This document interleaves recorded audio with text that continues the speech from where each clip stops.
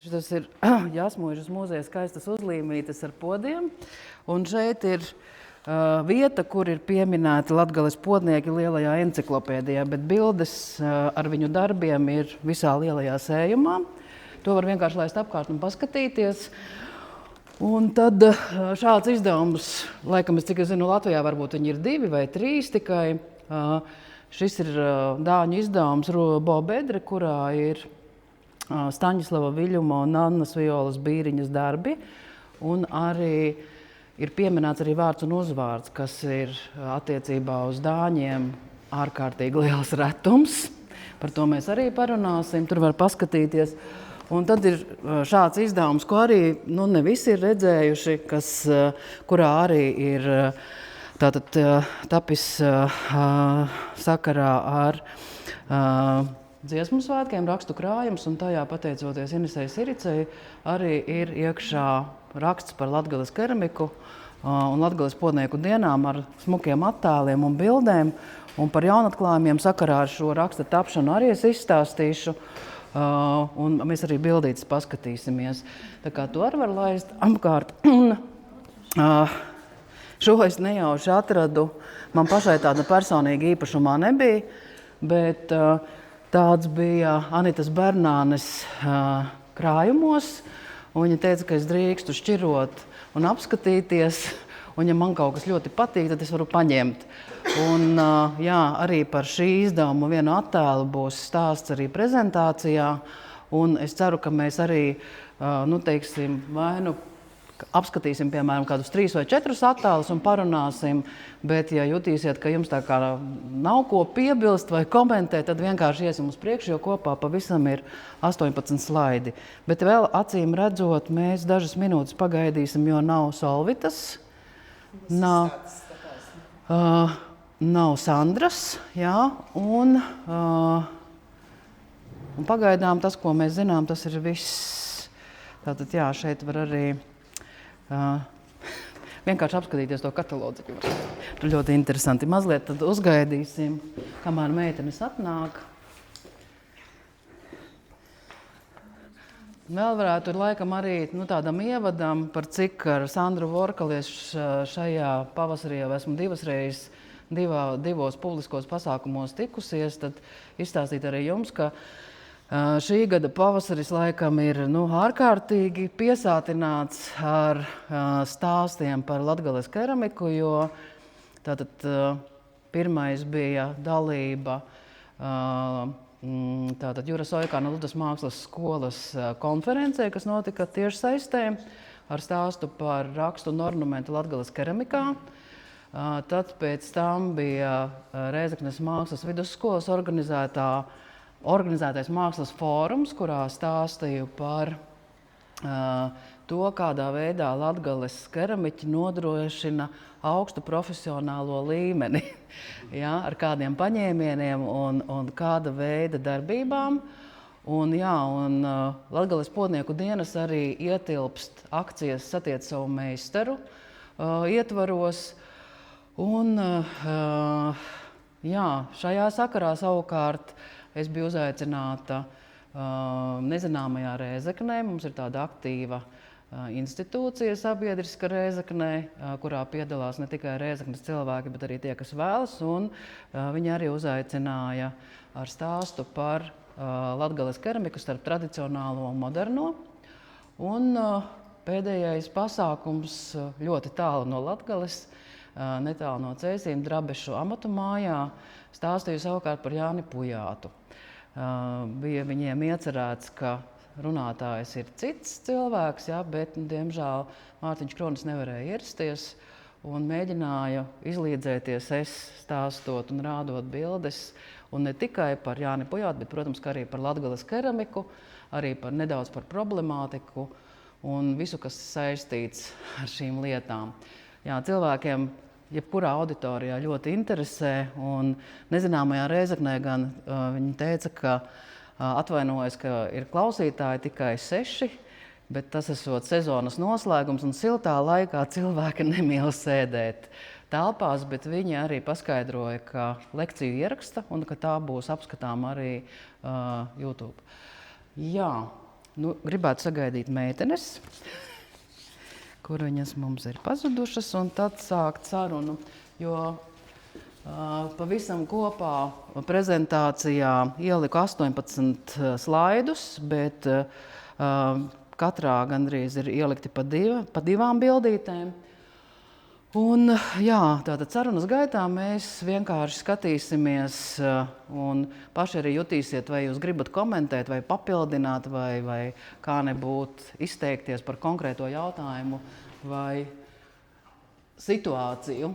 Žēl, ka mums tiešām nav jaunatnes, jo par jaunatni runājot, es gribu teikt tā, ka viss, kas saistās ar māliem, jaunajai paaudzei ļoti interesē.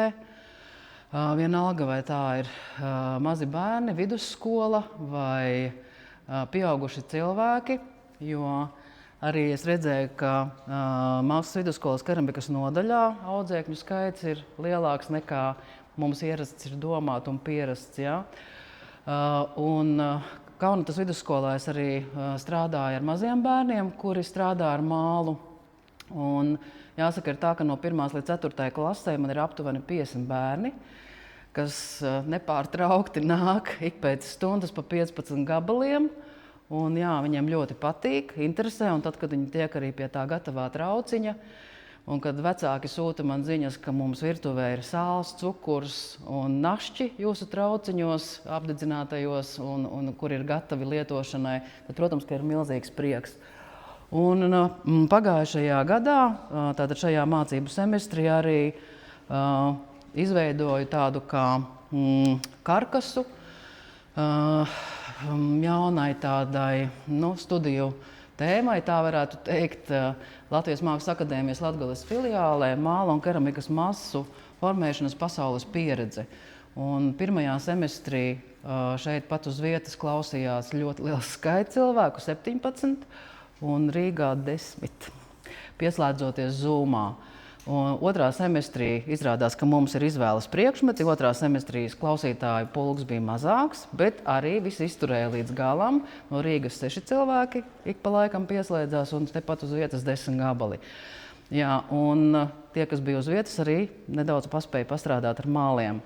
Tā kā interese ir, tas, ko mēs šeit runājām pirmajā daļā, ka gan mazākā posma bērni labprāt strādā ar mālu, arī vidējā posma, bet tad, kad mēs nonākam jau līdz nopietnām un ilgstošām darbībām ar mālu, tad mums kaut kur izpaliek tie cilvēki.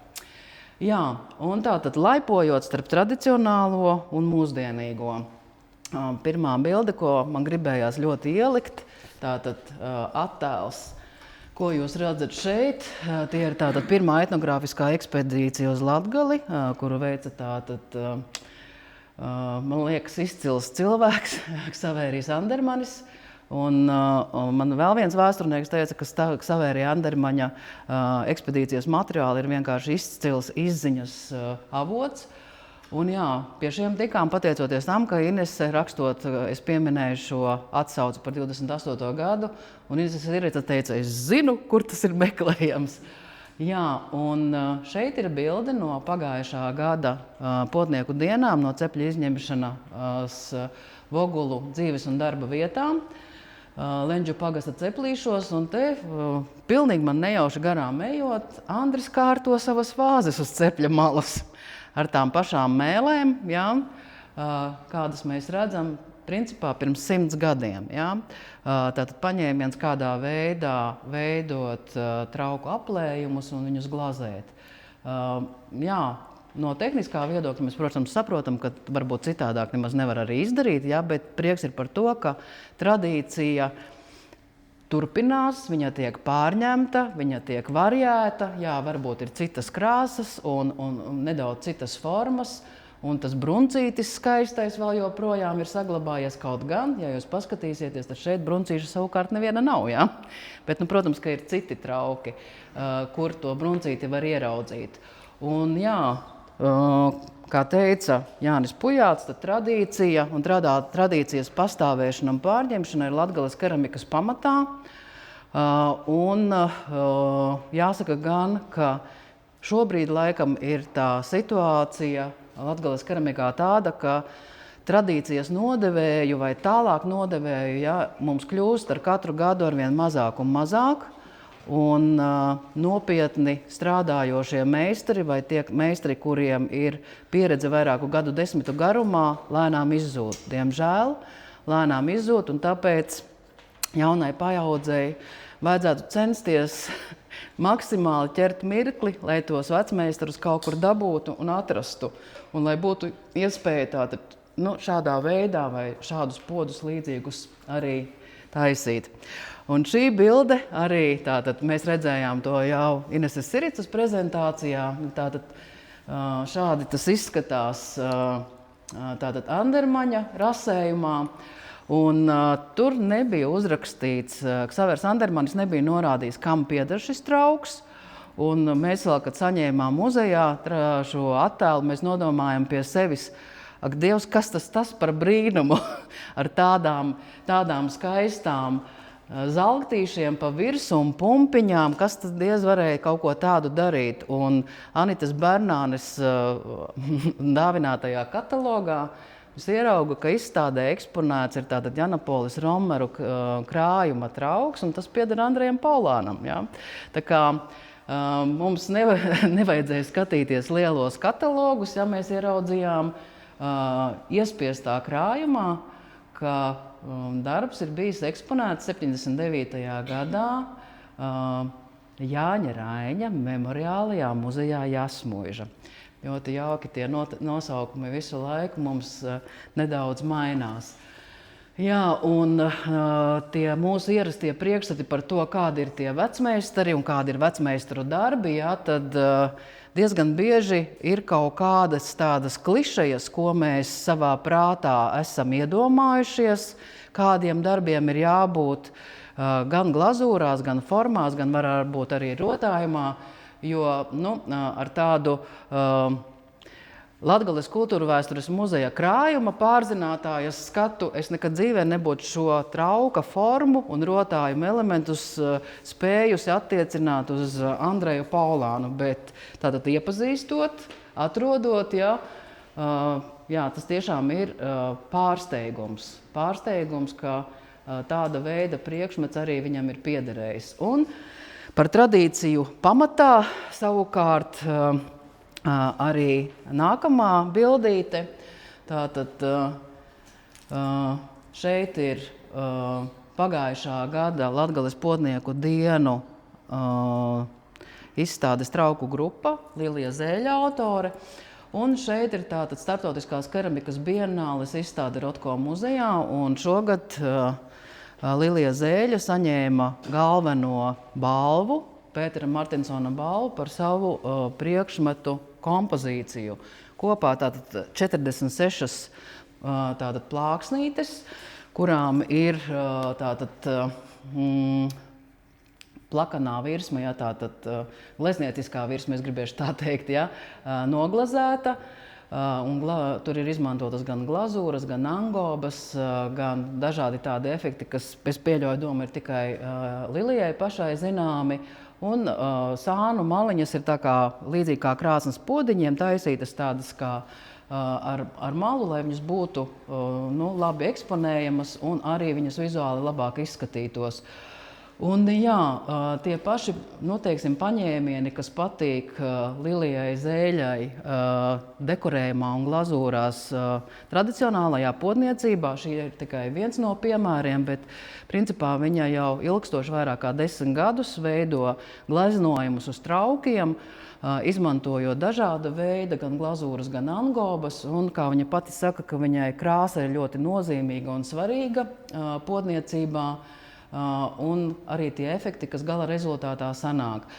Un sarunās par šo kompozīciju, tad viņi paskaidroja, ka kompozīcija ir tapusi tātad no 46 atsevišķiem priekšmetiem, ļoti ilgstoši, apmēram 5, ja nemaldos, vai 7 cepļi, precīzi tagad neatcerēšos, tātad katrā ceplī viņa ir likusi iekšā, tā nav, tas nav elektriskais ceplis, bet tas ir malkas ceplis, kur viņi ir apdedzināti.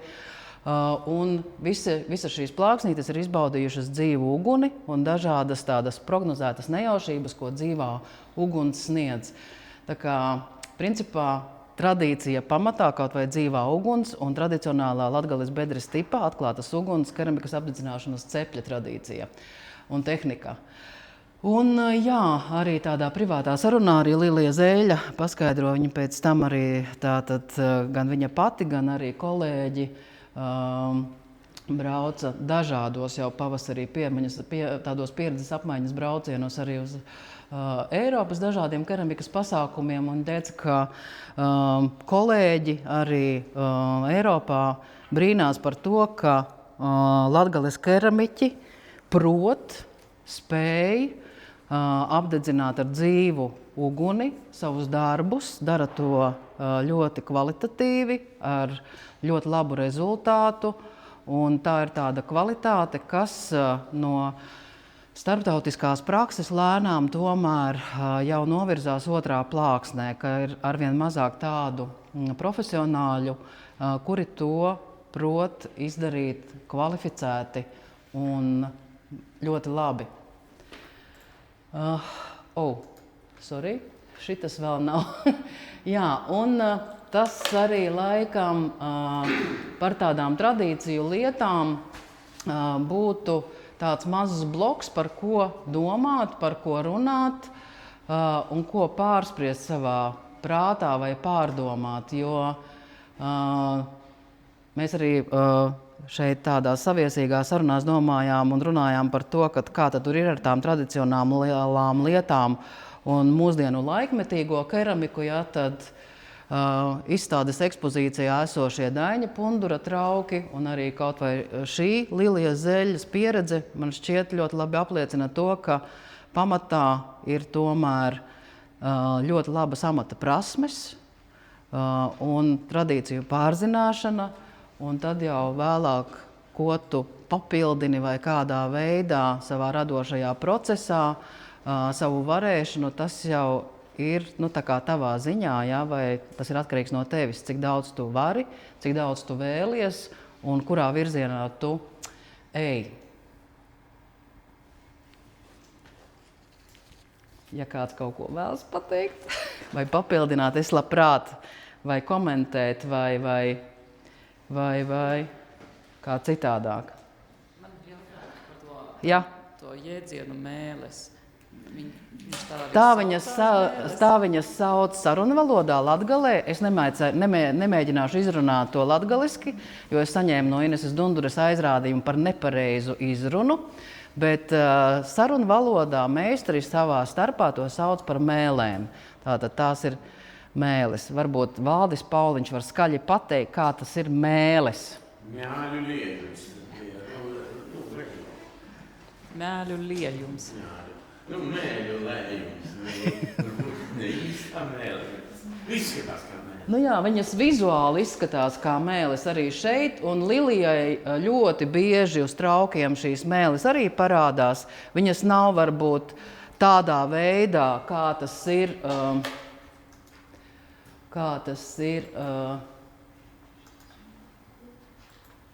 šajā attēlā, ja, tātad visā garumā un perfekti no trauka 2/3 līdz augšai, ja, vai kā Andrim, ja tas ir no pašas apakšas, ja, līdz augšai, viņa tātad dara tos uzlējumus pa vidu, bet tas principā ir tā vizuāli tā pati tehnika un tas pats paņēmiens, mēļu uzlējums, vai ar kausiņu, ja, vai ar kaut kādu nelielāku lejamo priekšmetu, pieļauju domu, ka varētu būt arī krūzīte, turot no apakšas vienkārši tiek uzliets virsū.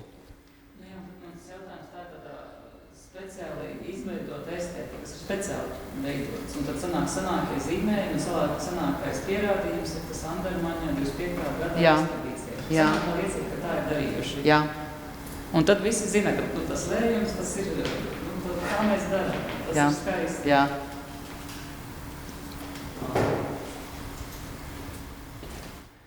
Tā.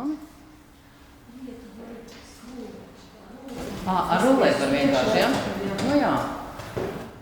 Un, jā, protams, ka šeit tajā modernajā kompozīcijā, ja, mūsdienu tajā šīs mēlis vairs nefigurē, ja, bet princips kā tāds, ka tas ir gleznojums uz virsmas, it kā rotaļājoties, it kā nejaušības meklējot, bet tomēr domāju, ka pat tās nejaušības radot, Lilija ļoti skaidri apzinājās tehniski, kādi būs rezultāti vai kas gala rezultātā var sanākt. Jā, tā izskatās, es nevarēju vienkārši ielikt visu to garo 46 priekšmetu kompozīciju, bet katram no viņiem ir individuāls, ļoti īpašs gleznojums ar ļoti skaistām tādām pārējām nejaušībām, grafiskiem dažādiem attēliem un, lai kaut ko tādu pilnīgi nejauši radīt, absolūti nesaprotam, ja tas, man liekas, nebūtu vienkārši iespējams. Jā, un vēl arī diezgan bieži cilvēki domā, ka ja jau izstāde ir Rotko muzejā un ja jau organizators ir tātad cilvēki no Daugavpils, tad arī paši savā starpā izlēma, kam dot pirmo vietu. Tā gluži nav, jo keramikas bienāle ir starptautisks pasākums un žūrijas komisijā ietilpst cilvēki arī no Latvijas, bet tie ir cilvēki no dažādām pasaules vietām, kas lem par to, kam tad tā galvenā balva tiek piešķirta. Ja? Nav tas vienpersonisks lēmums, ja, vai viena vai divi cilvēki padomāja un tad arī to izlēma. Jā, un 16. datumā piedalījos šāda veida pasākumā, kuru organizēja Latvijas Kultūras akadēmija, un saruna tālāk ne gluži par pasākumu, jā, bet par to, ka tik ilgi, cik es strādāju muzejā no 2010. gada, vai precīzi, no 2010. gada, ik pa laikam aktualizējas dažādi pasākumi, kuros tiek runāts un spriests par tādām strateģiskām nopietnām lietām, gan amatniecībā, gan terminoloģijā. Un katru reizi šīs sarunas ir vai Latvijas Nacionālajā kultūras centrā, vai kādā konferencē vai seminārā, un tiek spriests par to, kā tad bija pēc Otrā pasaules kara, kas tad bija Emīla Melngaļa Tautas mākslas centra laikā, kas notika tad, kad tas likvidējās. Un šajā pasākumā bija tā, ka Latvijas Kultūras akadēmijas pētnieces ir iesaistījušās Eiropas finansētā projektā, kur viņas spriež nevis par mums un analizē, bet spriež par to, kas notiek tātad Eiropā. Kāda pieredze ir Eiropā, kāda ir terminoloģija, kāda ir darba prakse un kārtība. Bet mums Latvijā nav pilnīgi nekādas skaidrības par šiem jautājumiem. Un, ja es iepriekš parasti vienkārši tā kā rādīju šīs bildītes, tad es šoreiz atļaušos drusku nocitēt. Un tie ir tātad Latgales keramikas apvienības statūti, kurus 74. gadā ir sarakstījis jau daudzreiz šodien pieminētais Jānis Pujāts vai Pujats. Ja? Un statūti ļoti ilgu laiku atradās Evalda Vasilevska īpašumā, un noteiktā brīdī viņš tomēr izdomāja, ka jādod muzejā, jo Pujāts acīm redzot bija domājis, ka Evalds apvienos visus keramiķus vienotā veselumā, bet no tā nekas neizdevās.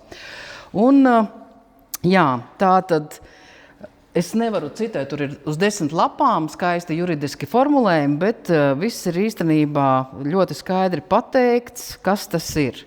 Latgales keramikas apvienība, kā patiesa un īsta tautas mākslas parādība, visā pilnībā norobežojusies no pašdarbības mākslas, darbojas LPSR Mākslinieku savienības tautas mākslas komisijas vadībā, kas ir pats kvalificētākais institūts tautas mākslas jomā republikā.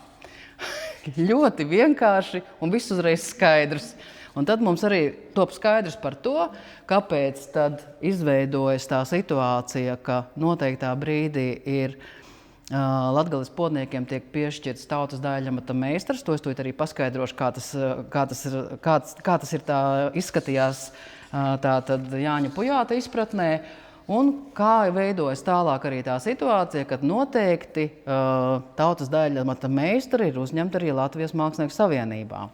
Ja, un ko tas dod un sniedz, un kādā veidā tas atspoguļojas uz viņu darbību vai uz kaut kādām iespējām, un jebkādām, gan materiālām, gan izstāžu iespējām un tā tālāk.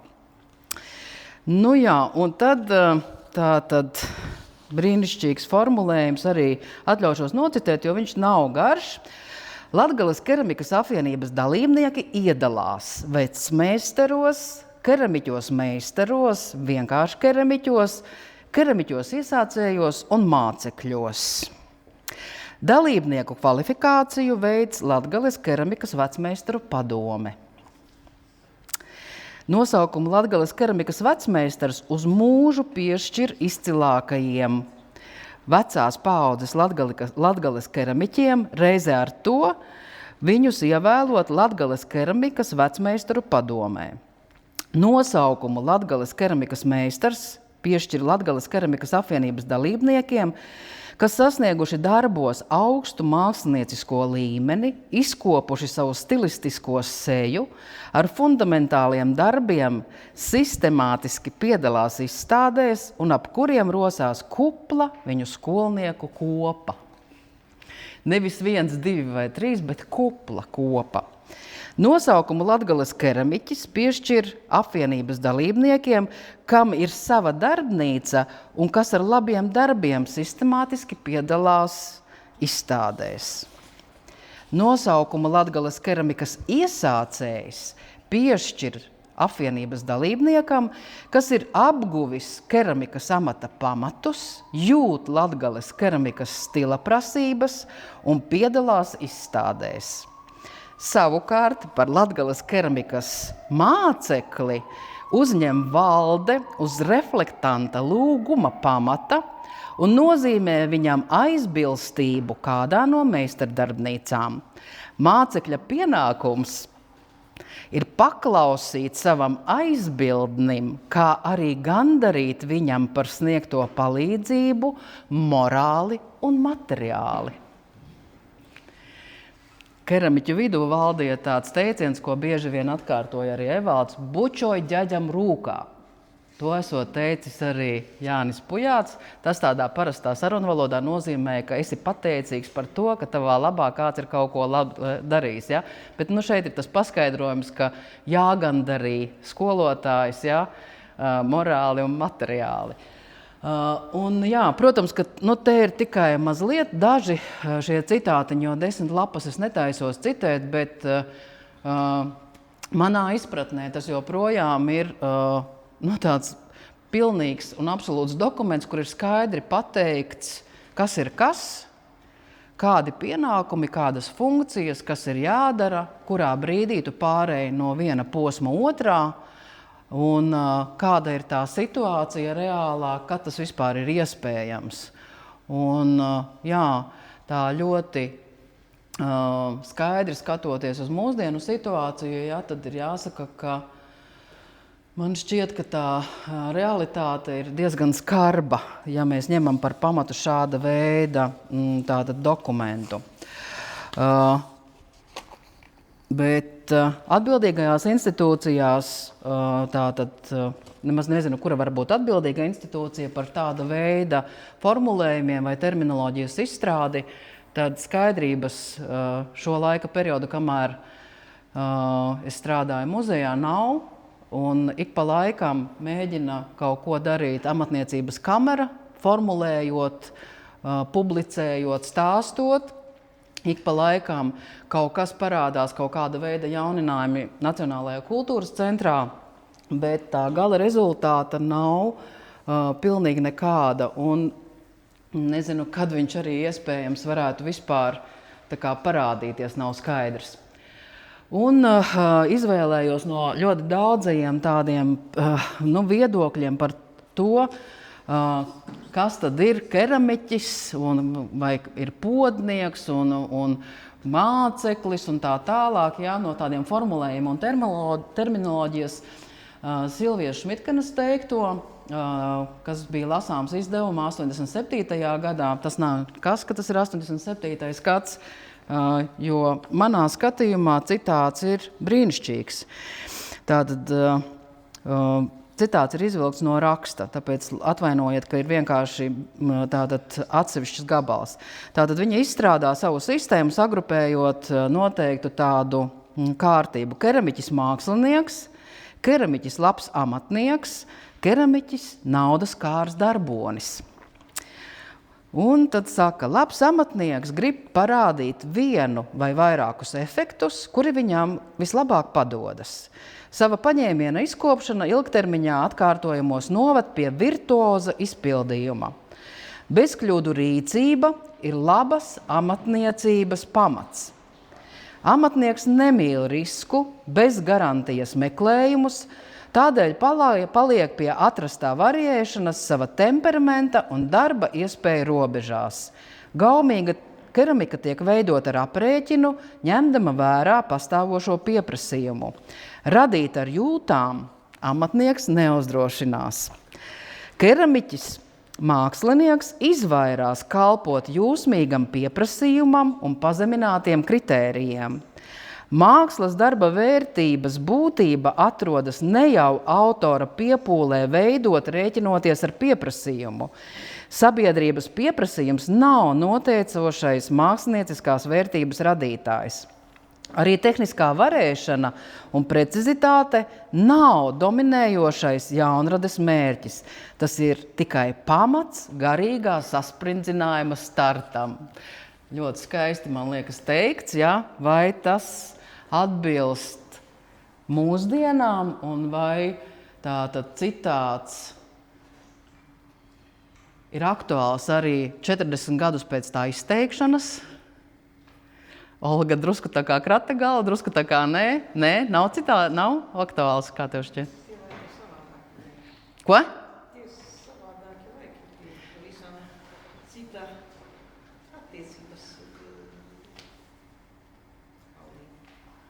Tagad tomēr tas biznesa lietas, viņas tur tomēr ņemies, vai tas mākslinieks, ne mākslinieks.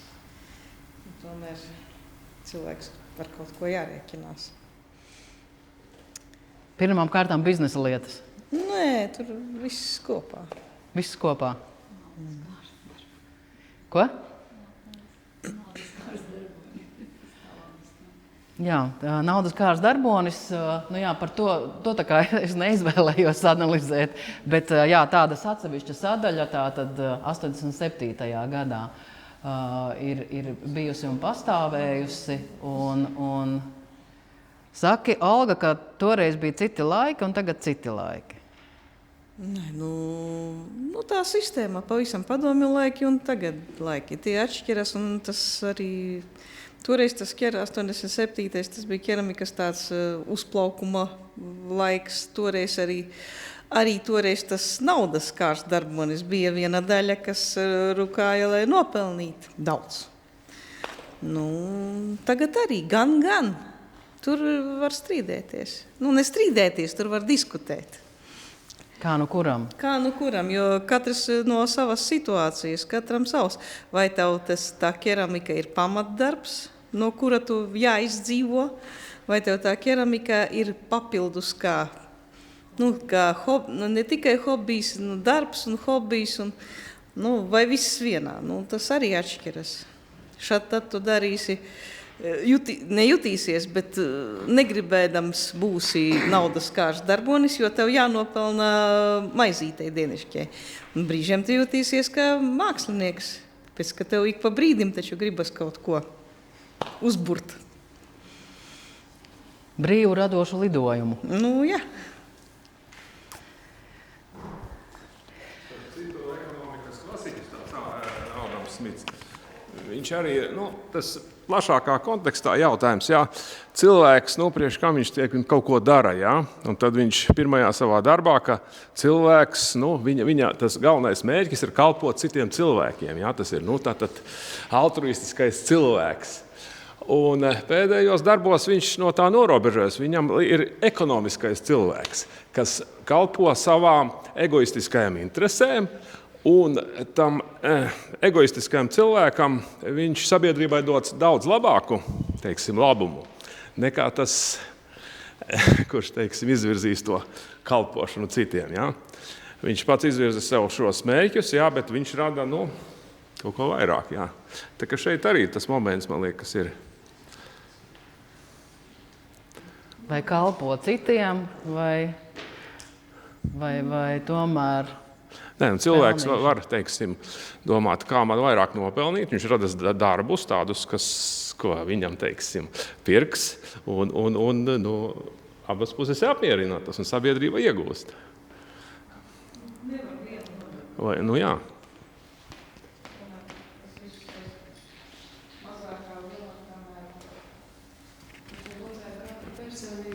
Individuāla atbilde pašam dēļ sevi. Vai es esmu, jū var napasacēt vārdos, jā, bet te katra paša savu atbildi, vai tu esi šobrīd iz vīnu vai iz otru, tikpat labi vienā laikā tev šobrīd ir aktuāli te naudas līte, un tu dari to dēļ tam, ka tev tiešām to naudu vajag, jo itamā sabiedrībā tu neizdzīvusi bez, jā. Bet varbūt, ka tos izvēles jau te konkrēto dzīves situāciju, konkrētam cilvēkam nosacēs, bet varbūt tas kopējis ir par to, ka tiešām ir kaut kāda iekšējo apzinota vai neapzinota izšķiršanos, es esmu idejas cilvēks vai es esmu materiālismu cilvēks. Jā, tad man nākamais jautājums, vai jūs paši personīgi esat saskārušies ar tādu situāciju, kad pēc tā gala produkta ieraudzīšanas, vienalga, vai tas ir lielāks vai mazāks pods, vai tur kaķītis, zaķītis vai svilponieks, jūs saprotat, ka šis ir radīts ar tādu funktieri un domu, kad man vajag paņemt naudu no tā pircēja, vai šis tomēr ir tāds, kur tā kā autors ir ielicis kaut ko mazliet vairāk par domām par naudu?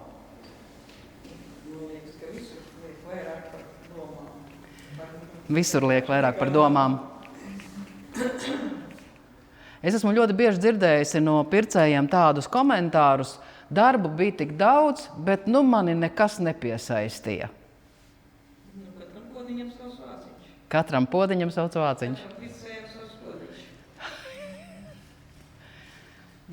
Es par šo Silvijas Šmitkenas citātu, jā, tas ir 87. gads, un es esmu arī izlasījusi Silvijas Šmitkenas grāmatu, viņa ir izdevusi jau 21. gadsimtā, tur arī parādās viņas domas par to, kas notiek ar keramiku, arī profesionālo keramiku, tad, kad ir 90. gadi un kad ir Eiropas Savienība. Un viņa arī diezgan skarbi izsakās par realitāti. Bet šajā gadījumā Silvija Šmitkena pārstāv Ķīpseles keramiku. Viņai strādā eksperimentālā darbnīcā, un viņas uzdevums un viņas domāšana vada tas, ka viņa var darīt jebko, viņai jārada māksla. Māksla, un viņiem Ķīpseles keramikā uz vietas ir izstāžu zāle, kur viņi izliek savu mākslu, un to atnāk skatīties cilvēki, un to arī nopērk cilvēki, vai muzeji, vai privāti, vai tur viņi ir redzamie vārdi.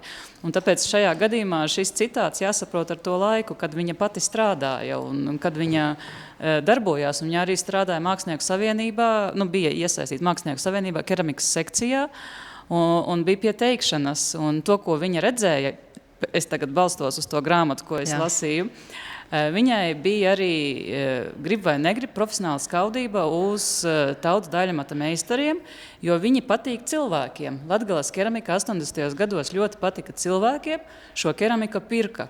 Un tāpēc es saprotu, ka tur ir arī, šie momenti arī ir jāņem vērā, viņi pastāv, skaudības moments vienmēr ir klātesošs. Un ja kādam veicās, tad notiek diskusija, kas tas tāds ir, vai tā ir tirgošanās, un tie ir 80. gadi, tur ir cita veida, ir šis, cita sociāla, politiski, ekonomiskā situācija, bet tas arī atblāzmojas šajā tekstā, tagad izlasot, tur arī jāsaprot, kāpēc tas ir radīts, jo viņa redz, ka ir noiets daudz daļamata meistaru darbiem, gan austajiem audumiem, gan arī dzenādas plastikai, gan arī keramikai, un tajā laikā tas zenīts ir Latgales keramikai, tai formai. Jā. Jā.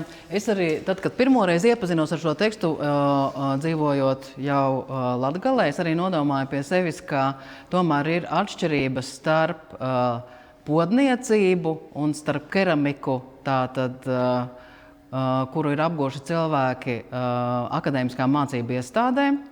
Ja, tātad tas viedoklis un skatījums ir citādāks. Un vēl par tiem naudas kārajiem darboņiem runājot, tad šobrīd ir tā situācija tāda realitātē, ka tas nav tikai par Latgales keramiku, bet arī sarunās ar dažādu paudžu keramiķiem, gan keramiķiem iesācējiem, gan meistariem. Tas viedoklis ir tāds, ka ir mums ļoti daudz māla mīļotāju, kuri diezgan ātri ir sapratuši, ka izrulēta pankūka un virsū uzspiests raksts, tas ir paņēmiens, kā uzreiz to nodefinēt par šķīvi un arī tirgot. Vienalga, cik viņš ir darbietilpīgs vai skaists vai profesionāli izpildīts, ja, bet ja ir iespēja pārdot un par to saņemt naudu, jau ir baigi jauki.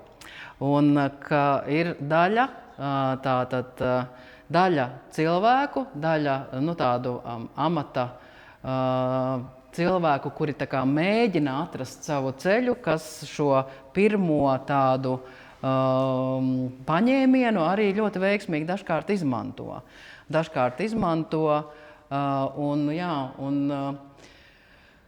Jebkurā gadījumā man šķiet, ka tie formulējumi, kas šeit ir izvirzīti, viņi ir aktuāli arī mūsdienās, gan Latgales podniecībā, gan arī Latvijas keramikā kā tādā. Citādākā, protams, konteksts ir jāņem vērā, bet lielos vilcienos ir gan mākslinieki, gan labi amatnieki, gan arī tādi, kas vēlas nopelnīt dažādi. Un par tirgiem jau runājot un naudām, bildīte ņemta kā ekrāna šāviņš. Tā ir vienkārši attēls, kur ir 26. gadā tātad podu tirgus Bukumuižā. Un attēls ir tikai kā viens piemērs, jo šī laika perioda podu tirgi ir gandrīz katrs attēls kā kaut kas ārkārtīgi ievērības cienīgs, kurā var redzēt ļoti plašu saimniecības trauku piedāvājumu. Tie ir lieli,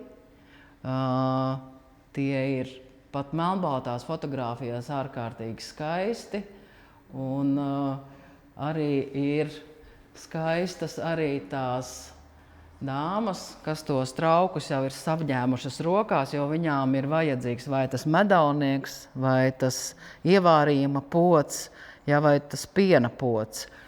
Un tas katrā ziņā ir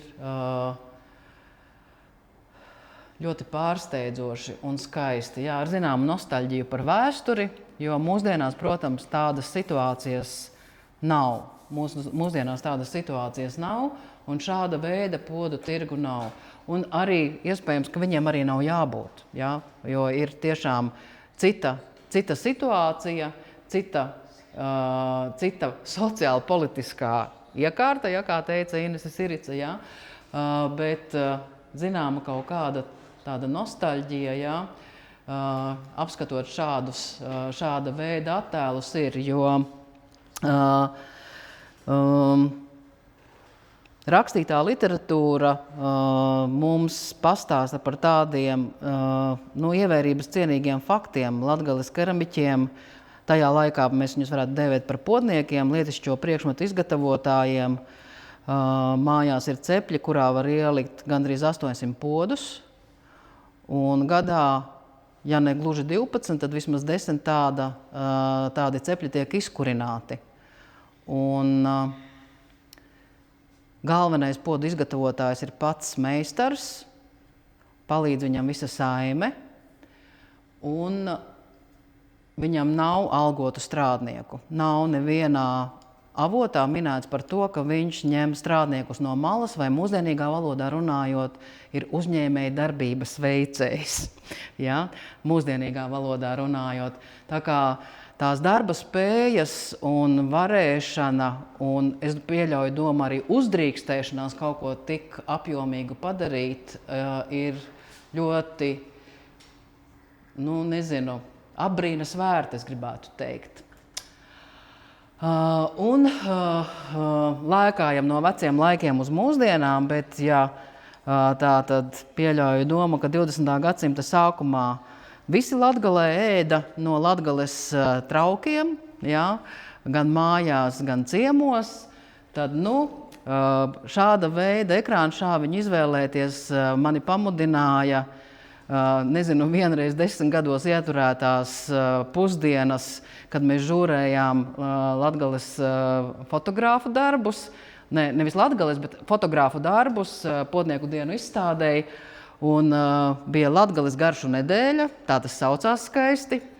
Un, protams, ka tur, kur mēs pusdienojām, es neko netaisos reklamēt, tur nebija neviena Latgales trauka.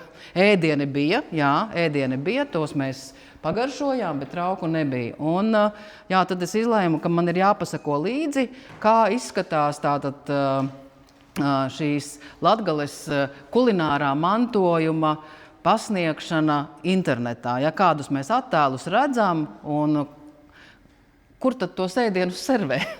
Un ļoti retos gadījumos var ieraudzīt Latgales keramiku ēdināšanas iestādēs Latgalē. Izņēmums ir tātad Ludza, Līga Kondrāte. Izņēmums ir tātad tālāk mēs skatāmies Malnavas Dzīles. Šis ir Violas lielais šķīvis. Un tad es biju kādu laiku atpakaļ interesējusies, kā tas tīri notiek. Un kā tas vispār ir iespējams, jo tātad cukrasētas, kurā darbojas Anna Viola Bīriņa un Staņislavs Viļums, zem viņu šķīvjiem parasti ir tātad šī skaistā zīmīte, glāzīte un laikam dakšiņa. Pārējais ir tātad cukrasēta, un Violas pašais personīgie iniciāļi. Ja kādreiz bija kārtība tāda, kad tātad ēdināšanas iestāde vai pats autors ved uz noteiktu uzņēmumu, kurš veic laboratoriskos pētījumus, testē ēdiena saskari ar trauka virsmu, tad šobrīd tāda veida atļaujas izdod Pārtikas veterinārais dienests. Pirmajā reizē tā tad ir tā, ka Pārtikas veterinārais dienests var arī saplēst jūsu trauku un apskatīties, kas tur ir iekšpusē. Protams, arī tiek veikta šī ēdiena testēšana, kas notiek saskaroties ar virsmu. Un katrā nākamā reizē iestādes darbinieki atbrauc pie jums ciemos, paskatās, kāda ir vide. Tā man no pirmās mutes pastāstīja, kā tas reāli notiek. Un vienkārši tātad, ja ir iestādēji piešķirti valsts līdzekļi, tad viņi par saviem līdzekļiem izraksta jums pagarinājumu certifikāta. Un ja nē, tad savukārt jums ir jāsamaksā par to. Un Malnavas Dzīles, protams, nav vienīgās. Ļoti labs piemērs, ja jūs kādreiz braucat, ir arī, protams, Zirgusēta klājumi, kur ir gan Latgales keramika, gan arī keramika no Vidzemes, un tajā servē ēdienu kafejnīcā Zīts. Un viens priekšmets ieraudzīju bildēs ir arī kafejnīcai Mora. Sautējamais trauciņš Anatolija Vituškina trauciņā pasniedz ēdienu. Bet tas ir principā arī viss. Jā?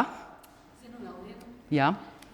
Tas ir uzņēmums, kas ir izbraukumu nodarbojas mūsu pankūkas. Viņa arī cukrasātas traukos. Paldies. Viņiem ir gan tur krējumi. Atgriezies ar to slaidu iepriekš. Paldies.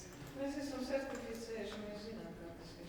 Bet šitā tu nevarēsi nevienam Vēlreiz? Ko tu nevarēsi?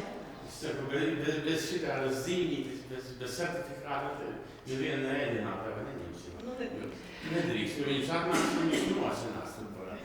Pa nepareizo trauku vietu. Es vienīgais vēl sapratu, ka ir tā iespēja tāda, ka tātad certifikāciju varat veikt jūs kā autori, un ja gadījumā kāda ēdināšanas iestāde jūs traukus nopēr, tad viņi arī to var izdarīt. Nē. Ne? Ražotājs, izgatavot. Tikai izgatavotājs šobrīd. Pārtikas veterinārijas dienests nedod šitādas lietas. Nav Nē, Latvijā. dod Annai Violai Bīriņai. Pārtikas veterinārijas dienests brauc uz mājām. Viņiem brauc uz dzīves un darba vietu, dienesta pārstāvi, apskata vidi. Mēs to esam izgājuši. Tā kā, jā. Bet man liekas, ka Rīgā un Rīgas rajonā ir šo trauku daudz vairāk nekā Latgalē. Un es tikai vienkārši, tas nav ne slikti, ne labi, vienkārši tā ir. Visam arī ir savs, kā Inese Sirica teica, konteksts, jā, jo protams, ka rūpnieciski ražotiem traukiem būs citas cenas, jā. Kaut gan arī trauki neviens nemaksā kosmiski. Man liekas, ka autors, ja vēlēsies, lai ir viņa reklāma, tad viņš noteikti būs arī adekvāts par cenu izvēli. Man tā šķiet vismaz. Jā, bet jā, tā situācija ir, katrā ziņā plašsaziņas līdzekļos, vai tas ir Instagramā, jā, vai Facebookā, to Latgales garšu mēnesī maz mēs varam ieraudzīt Latgales keramikas traukus. Atvainojiet, nevaru visu laiku. Jā, tāpēc, ka tā ir viss, tā ir Latgales seja, tā ir reklāma Latgale, reklāma meistariem, jā, un tas ir, pašapziņas pacēlums un iespēja, sevi parādīt no labākās puses. Jā, tā kā, un tad jautājums par reklāmu un autorību un arī autora pietāti pret autoru, trauku kā personību un priekšmetu izgatavotāju stāsts neliels dažos slaidos. Tātad cukrasātas keramiķi Anna Viola Bīriņa un Staņislavs sadarbojas ar Dāņu dizaina tādu uzņēmumu Roe Verte. Viņiem ir arī konti gan Facebookā, gan Instagramā. Un tas notiek jau ilgu laiku, manuprāt, nepilni 10 gadi. Un šis ir vienīgais gadījums, tas, ko es palaidu apkārt, kur viņi tātad vārdā un uzvārdā nosauc priekšmetu izgatavotājus. Bet Instagram kontos gan Stanislava, gan Violas darbi ir redzami ļoti bieži, gan ēdiena pasniegšanā, gan virtuves iekārtu reklāmās, gan vienkārši Stokholmas vai vēl kādas citas vietas kaut kāda tur siluetu atrādīšanā, bet tas ir tas, ko šeit var redzēt. Ja? Tie ir tātad Viola šķīvi un Staņislava virpotās bļodiņas, bet nekur netiek norādīts darba autors, un visbiežāk ir vienkārši tenturītis pielikts klāt Skandināvijas dizains. Tātad nevis Latgalē, un, protams, ka ne Latvijā ražots. Nesaprotu, kāpēc es vienu tikai ieliku. Un, privātā sarunā ar Stanislavu es vaicāju, kāpēc ir tāda kārtība, kad pašos pirmsākumos, kad šī attēli parādījās, tad viņš arī paskaidroja, ka vienā noteiktā brīdī viņi tā kā jautāja, kāpēc nenorāda, ka tas ir, piemēram, kas ir autors šiem priekšmetiem, jo tādu Instagram kontā ir diezgan daudz attēlu. Un, uzņēmuma marketinga speciālisti bija paskaidrojuši, tad bija jānoslēdz jau pašās pirmsākumos noteikts līgums, kas paredz to, ka viņi reklamē traukus un norāda autora vārdu un uzvārdu, un tad būtu cita cena par traukiem. Bet tas viss ir ļoti tā slideni, tāpēc, ka ir arī tādi uzņēmumi Instagramā, kas veido interjerus, un pie katra priekšmeta, kur jūs uzklikšķinat virsū ar pirkstiņu, parādās autors, un neviena priekšmeta interjerā nav tāda, kuram nebūtu autora. Ja? Tās tādas komiskās situācijas arī tādas, ka Staņislavs, cik es viņu pazīstu no 2000. gada, taisa tādas interesantas bļodas, kurām ir centrālā daļa tāda kā puslode un tātad horizontālas malas. Protams, ka Staņislavs nav dizaina autors šīm bļodām, jo tādas var sastapt arī renesanses laika lietišķās mākslas muzeju ekspozīcijās, un tādu es arī redzēju pagājušo gadu Milānā. Tas ir renesanses laika trauka forma. Bet dāņi sakot tā, ka mēs labprāt nopirktu no tevis dažus tūkstošus priekšmetu, bet tikai tu lūdzu vairāk nekad nevienam tādus nevirpo. Un Stanislavs saka, kā? Nu, tas taču ir mans roku veidojums, es tādu formu esmu izstrādājis jau vairāk kā 20 gadus, un pēkšņi jūs tā kā patentu gribat no manis nopirkt. Un, jā, tādas diezgan interesantas, tādas diezgan slidenas situācijas, kurās man šķiet, ka meistariem pašiem dažkārt pietrūkst juridisko pamatzināšanu, kā pastāvēt uz noteiktām tiesībām un savu pozīciju. Bet šajā sakarā vēl es gribēju arī pieminēt tādu varbūt nedaudz arī skarbu lietu. Žēl, ka mums nav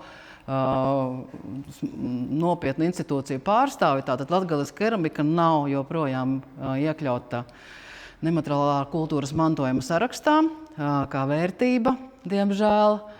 Un tas ir viens mīnus, un vēl nākamais mīnus ir, ka no pagājušā gada tātad jau var iesniegt pieteikumus patentu valdē par ģeogrāfiskās izcelsmes zīmi arī intelektuālajam īpašumam, un ja mums būtu tā kā priekšdarbi veikti par nemateriālā kultūras mantojuma saraksta klātesamību šajā lietā, tad mēs varētu startēt arī intelektuālā īpašuma jomā. Un ja mums būtu šāda veida dokumentācija, tad jau dāņiem klātos bēdīgi. Es gribētu teikt, ka viņiem būtu pat nopietni tiesas darbi, ja viņi būtu, teiksim, neatļautos parādīt, ka tā ir Latgales keramika, vai arī nenorādītu pašu autoru. Tā kā, jā, nezinu, kam būtu īsti precīzi jādara šie nopietnie darbi, bet tas nav tā kā apsēsties un uzrakstīt kontroldarbu vai pārbaudes darbu. Tas dokumentu sagatavošanai ļoti nopietna situācija. Un laidu garām jums šeit apkārt arī tādu biezu lielu sējumu, un arī jautājums par tātad attieksmi pret autoru un autora pieminēšana pētījumos. Tātad 24. gadā tika izdota šāda ļoti apjomīga un pamatīga Inas Līnes grāmata Bauskas pils krāsnes un krāšņu podiņi, un noteikti es jau esmu stāstījis, un jūs arī zināt, ka Latgales podnieki bija iesaistīti šajā ļoti nopietnajā un trakajā projektā. Viņš tiešām bija ļoti nopietnas. Mums vienā gadā arī Ina Līne stāstīja par to, cik tas bija viss sarežģīti pat par to, ka sākumā bija iecerēts taisīt no dabīgā māla saraktā šos krāsnes podiņus, bet tik jau dziļi nevarēja iet. Bet stāsts par ko, ka tātad projektā piedalījās Tatjana un Viktors Pankovi, Anna Viola Bīriņa, Staņislavs Viļņums un Pēteris Gailums, kura vairs nav. Šajā grāmatā šie cilvēki ir pieminēti vienā teikumā 177. lapuspusē zem svītras ar maziem burtiņiem. Un viss, vairāk viņi pieminēti šeit nav. Kaut gan principā bez viņu dalības neko no tā visa nevarētu izdarīt, jo vienkārši neviens cits meistars neko tam līdzīgu neuzņēmās. Tika uzrunāti daudzi, bet tikai viņi tā kā piekrita, ka viņi kaut ko tādu var paveikt un izdarīt.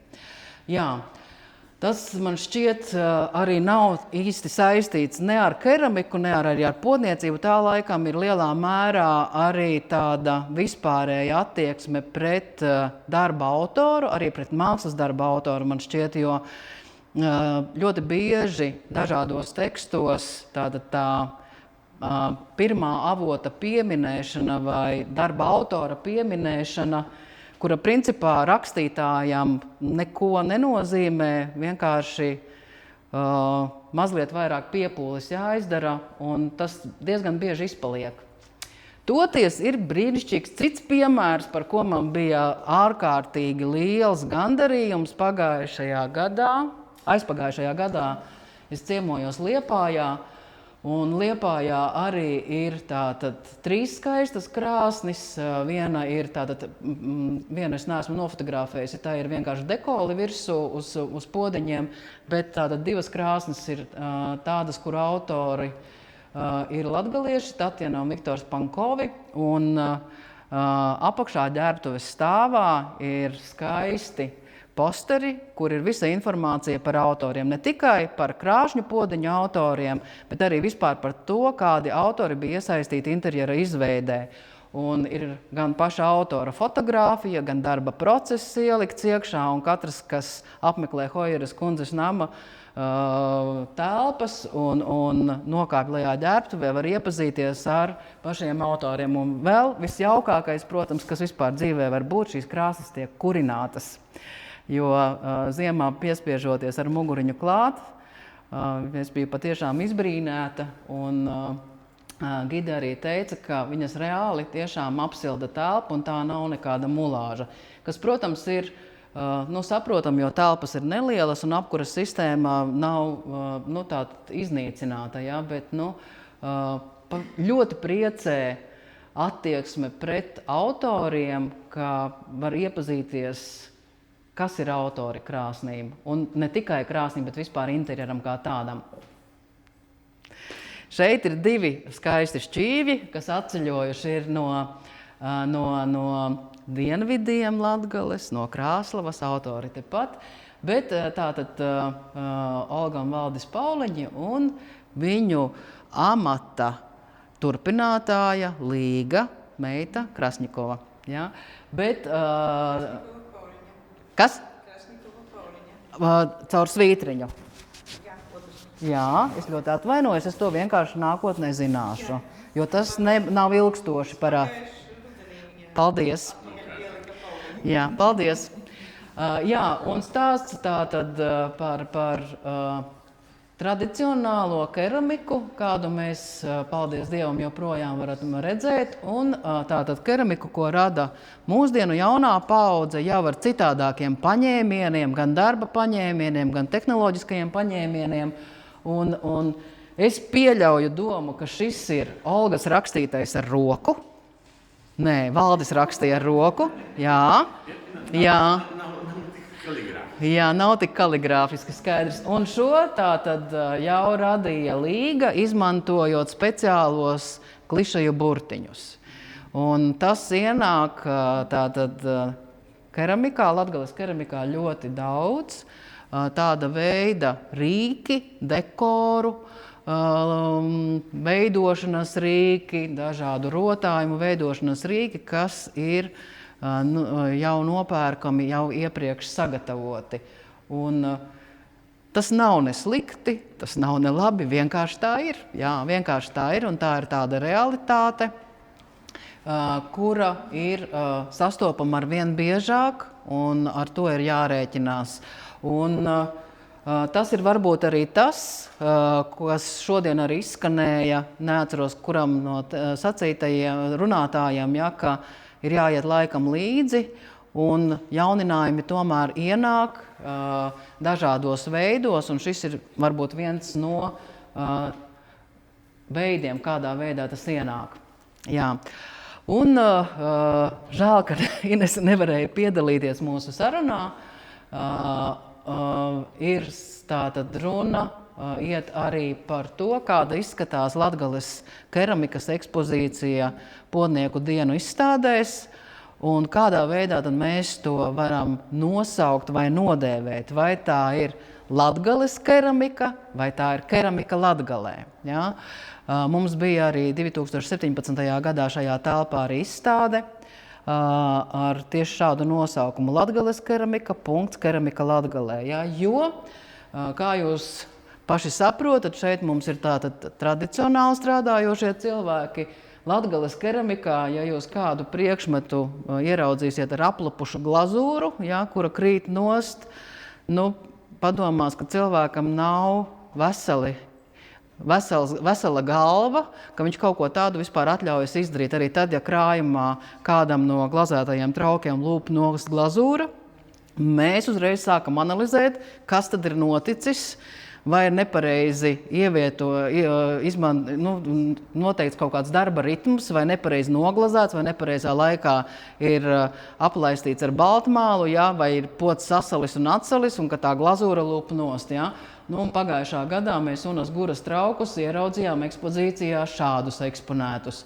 Vai mums jātaisa ir 2 izstādes, vai jānodala ekspozīcijā tas nost, vai jānosauc citādāk izstāde, ka tā ir nevis Latgales keramikas izstāde, bet keramika Latgalē. Ja? Un, kā? Laikmetīgā māksla. Un tāpat arī tātad Jašas podu autores Kristīnes Nicmanes trauki, ja? Tātad Kristīne nestrādā pat ar māliem, ja? Viņa strādā principā ar augstās temperatūras dažādām keramikas masām, un glazūras ir tikai un vienīgi rūpnieciskās, kas ir nopirktas jau iepriekš sagatavotas, un šādu trauku komplektu arī pagājušo gadu viņa bija eksponējusi. Un kā tad darīt?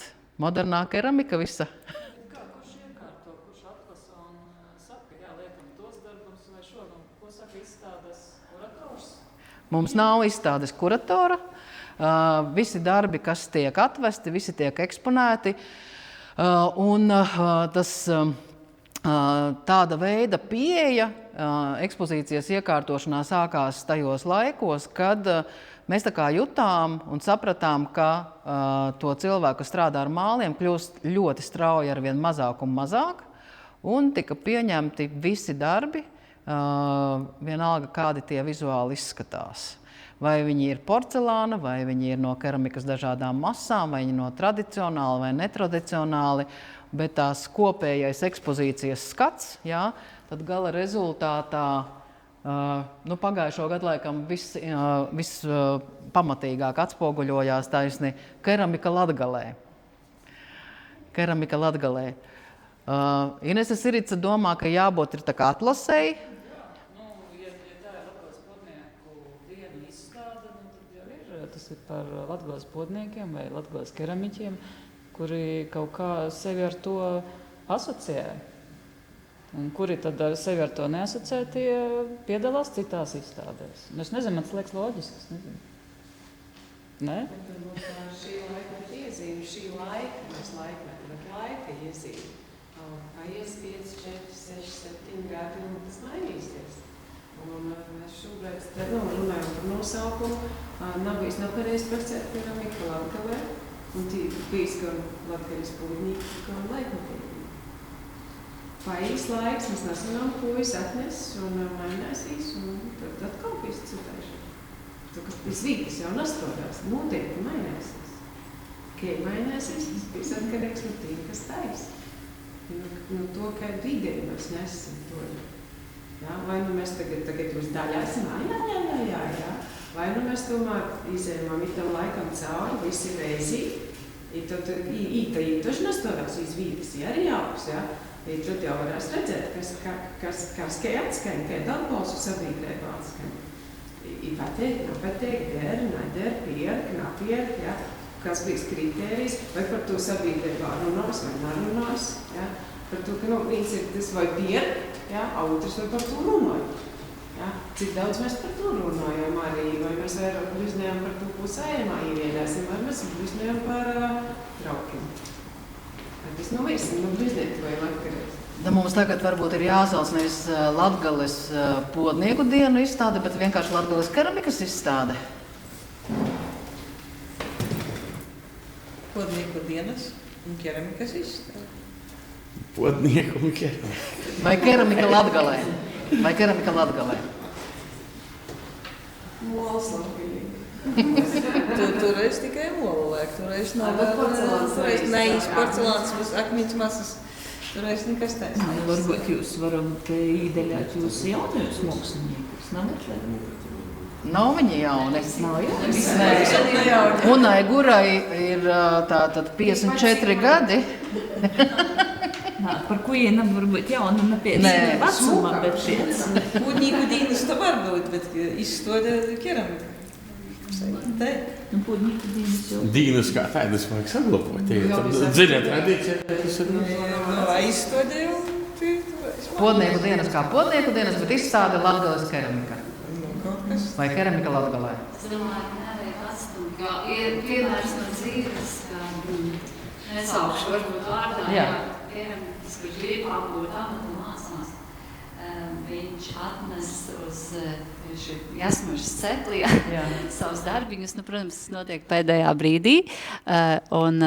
Podnieki jau ir salikuši gandrīz cepli, un viņa lūdz ielikt arī viņas darbus, un podnieki kaut kā... Es nebiju klāt, bet es sapratu, ka viņu tā kā neīpaši laipni uzņēmuši, un viņai tā sāpe ir palikusi uz visu dzīvi. Jūs bijāt klāt, jā? Es, tad varu savu versiju, bet cilvēks ir apvainojies uz visu mūžu, jā. Tas ir vienkārši jaunības maksimālisms. Varbūt, un tāpēc arī pie mums, mēs esam uzrunājuši izstādē, bet nē, viņa nevar to pārvarēt cilvēks, jā. Tā kā varbūt savu versiju var pateikt arī tie, kas klāt bijuši. Bet es gribu šajā ziņā piebilst to, ka, piemēram, kas ir interesanti, ka tad, kad šīs striktais sadalījums pa kategorijām darbojās reālajā dzīvē, tad neviens tā īsti nevainojās ne par ko. Saprata vienkārši cilvēki, ka ir jāstrādā, ir jācenšas un jāmācās, lai tevi tā kā pieņemtu par savējo vai vismaz skatītos uz tevi kā uz cienījamu amata pratēju, un neviens pat neiedomājas, ka tā kā mest plinti krūmos, vai nē, tad ja jau mani šoreiz nepaņēma, tad viss cauri visai atlikušai dzīvei, ne ar vienu nedraudzēšos, un viss cauri. Ambīcijas, ka piekšņi tagad visi skrīsi, visi rodējas, bet katrs bija aizņemts ar savu darbu, ar savu kaut kādu nodarbi. Logiski, ka cilvēks gaidi, varbūt bija sasapņos, ka te piekšņi, te visu, tā uzreiz.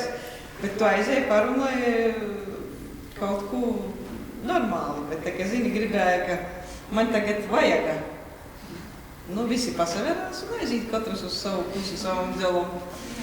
Tas par to moderno tradicionālā mūsdienīgo. Bet varbūt tas ir arī stosts par to, ka mēs neizdzēvojam tos visas pakopus. Mocekļa ceļš, mēs īsokam reizes, bet vispirms jau ir tas īšana. Mēs esam tas Japānas keramiķis, izstostā, ka ir garš ceļš, kuru izskaitu pūdi, kā keramiķis īktis, bet pie savā neizstrādā. Citam ir tas 7 gadi, citam vien vairāk, bet tas ceļš ir tāds, ka es vispirms ieminu to savu skolotoju, tad es jau porā.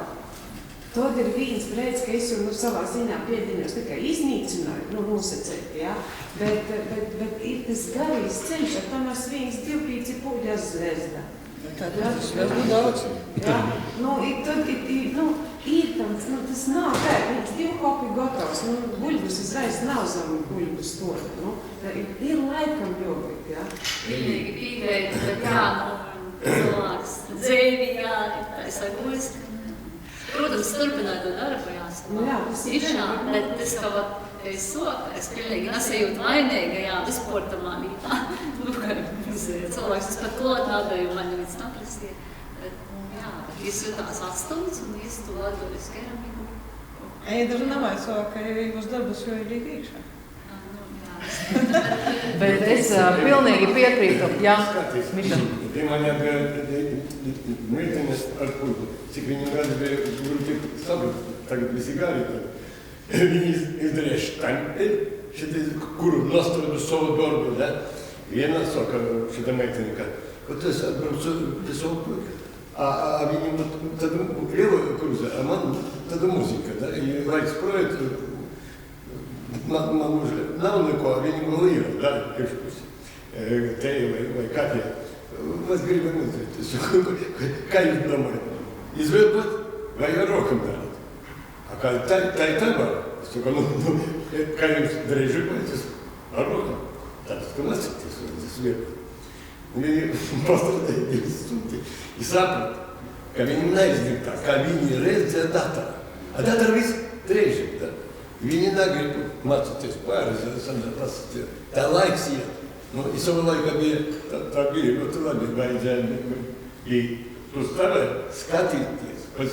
Vot kā mēs visi labi sapratam. Skolu tu beidzi, atgāja institūtu, tam pazud par savu skolu, tā institūtu. Institūtu tu beidzi, atgāja strādāt, tam par savu institūtu nadamai ir darba. Pirmkārt, tev nadot labu darbu, lai tu skaties. I sapratu, kur tev būs vajadzēs darīt. Tāpat ir bija mums keramika. Pirmkārt, tev vajadzēja zināt, ka tev nenādi būs, a tev laiks aiziet, par kuru tu vari dreģi vai ne izdarīt kaut ko mācīties. Ja? A tagad visi skatīties, cik man naudu būs. Naudu dabūs, obligāti, kā tu skatīties. Man jau pirmie atgāja, tu labi tā zini. Mums bija interesanti. Pēc tam atgāja, mums bija interesanti. Mēs ne par ko vēl nedomājam. Tikai mācāties. Un te ir laiks pārīsies. Ir viņš pēc kādiem 5 gadiem vēl interesanti kaut. Jā, es jums visiem arī piekrītu, ko jūs sakāt, jo tradicionāli amata apguve ir ilgstošs laika process. Un es vienmēr smejoties stāstu, ka es noteiktu laiku sprīdi no savas dzīves tikai iedevu podniekam tēju, lai viņš pārtraukumā var padzert kaut ko siltu. Ja? Tas, protams, ir humors, ja? Bet sākumā tā kā stāvi no malas un skaties, un tikai noteiktā brīdī tajā pašā Āzijā tu drīksti vispār materiālu paņemt rokā. Sākumā tas ir vērotājs. Jā, bet mūsdienu paudze ir ļoti jūtīga, psiholoģiski un visādi citādi, bet es domāju arī, ka noteiktas kļūdas pieļauj arī tie cilvēki, kuri raksta par šiem jaunajiem cilvēkiem, jo vakar es stāstīju lekcijā par jaunu autori, kura ir sākus izgatavot flīzītes un viņa veido savu biznesu. Un tekstā skaidri tiek, ka meitene nav ar keramikas izglītību un ka viņai vispār nav bijis noteiktu brīdi nekāda izglītības jomā sakara ar šo, bet žurnālisti viņu jau nosauc par keramiķi. Tātad viņa nav arī apgūsi vēl neko līdz pilnībai, viņa arī pati saka, ka viņa mācās, bet žurnālists jau nosauc rakstā kā keramiķe. Un man liekas, ka tātad šī attieksme arī veido tādu kārtību, ka cilvēks uzreiz sajūt, ka viņš tiek noteiktā vidē vai noteiktā vietā jau pozicionēts kā meistars, un no tā veidojas arī šie skaisti apzīmējumi meistarklases. Katrs, kas paņem piku rokā, izrullē, atspiež, uzreiz ir meistarklašu vadītājs.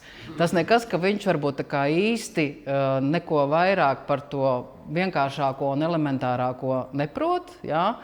Un tām meistara klasēm arī nereti seko arī tālākās lietas.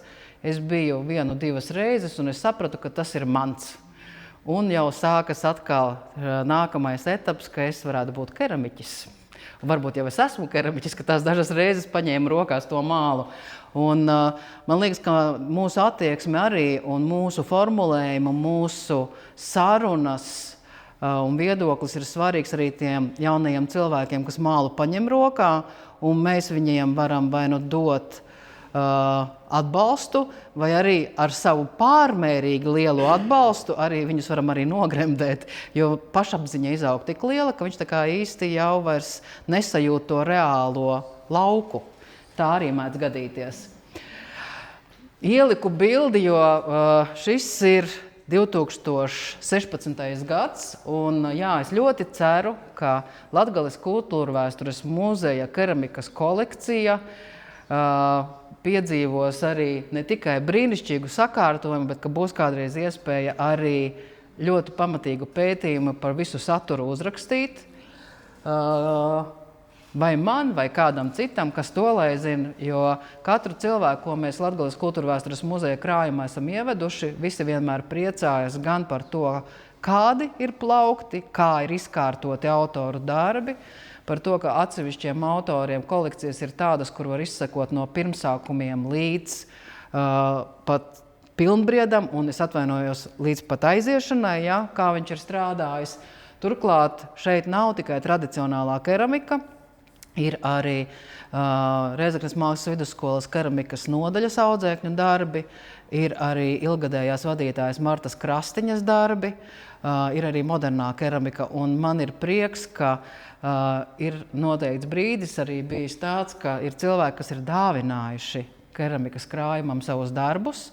Viena no tām bija, es arī ļoti labi atceros, 2011. gadā Aiga Dātava, jo Evalds Vasilevskis viņai bija ļoti ilgi stāstījis, ka šī ir tā vieta, kurai var arī uzdāvināt, jo tur tavus darbus varēs apskatīt cilvēki, un viņi tur ir īpašā vietā un īpašā situācijā, jo šobrīd, kad notiek visāda veida tehniskie jauninājumi, ja, tā tad ir arī. Es nezinu, vai šobrīd jau kopkatalogā var normāli kaut ko apskatīties, ja? Bet bez kopkataloga ir arī citas veida paņēmieni, jo 2014. gadā muzejs piedalījās pārrobežu sadarbības projektā, un Future of Museums tur ir 500 podi arī aprakstīti, un tos var apskatīt arī internetā. Simfonikas tostus, kur, piemēram, viņš var reizi mēnesi vai reizi 2 mēnešus. Simfonikas iztaigāt tos pūdus ir kaut kuru pūdu pārunā. Ko es tev pastotu? Tas var būt minūtis stostiņš, bet tā jūs katru breisneni kaut ko pasaulē pastostēsit. Par to, ka esam kaut daudz nezinu, ka ir tādas kolekcijas. A tā jūs katru reizi, kaut maz uz to minūtētis stostiņš, ko simfonikas pastostēsit tu reizi, da kura podēs aizīs, kura puitnīka. Atsevišķam simfonikas stostīt, visi vod, tūmāju, taisi. Jā. Šajā ziņā es pagājušā gadā rādīju, bet Inese Sirica arī mazliet šo jautājumu savā priekšlasījumā aktualizēja. Jānis Pujāts bija savā laikā pētniecības nolūkos gājis uz muzeju un studējis Latgales keramikas kolekcijas muzejos. Grafiski fiksi pārzīmējis podus, un atšķirībā no muzeja viņš arī blakus rakstījis ir analīzes podiem, ja, kur ir rotājums, kur pārrotājums, kur smagnējība, kur ir līklocītis, kāda forma ienākusi vai nē, un arī par strunkas podiem viņš, piemēram, apakšā ir uzrakstījis, ka iegādāts Rēzeknē tirgū tādā un tādā gadā. Un es uzreiz domāju, kur nekad neesmu dzirdējis, ka tā kā būtu braukuši kādi rīdzinieki uz Rēzeknes tirgiem pirms 2. pasaules kara speciāli pirkt podus. Ja? Tā kā jā, šādi fakti par traukiem dažādi ir ļoti saistoši. Es tev pilnīgi piekrītu. Muzejam arī iedvesmai idejas.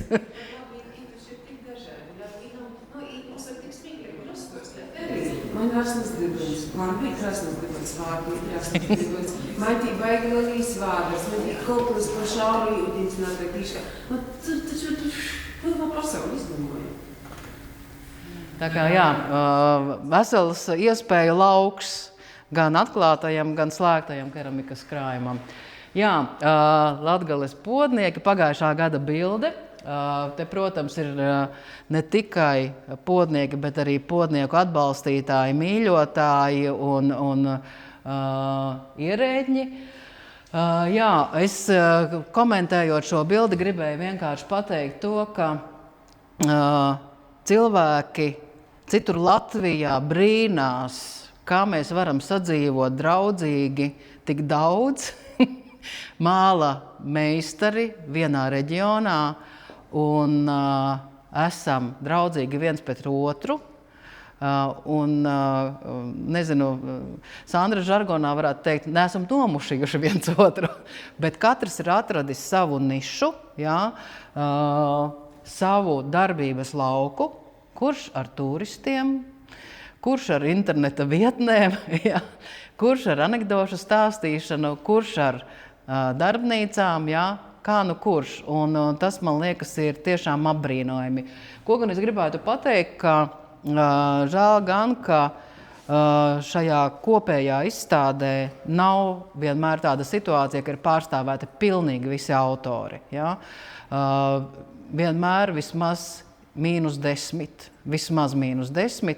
To, ko es tā kā parasti uz lapiņas esmu sarakstījusi, kurus es zinu, kas strādā ar mālu, nevis vienu reizi, tur nezinu, 2 gados, bet principā daudz maz regulāri, tad nav tā, ka visu autoru darbi ir ieraugāmi Potnieku dienu gala izstādēm.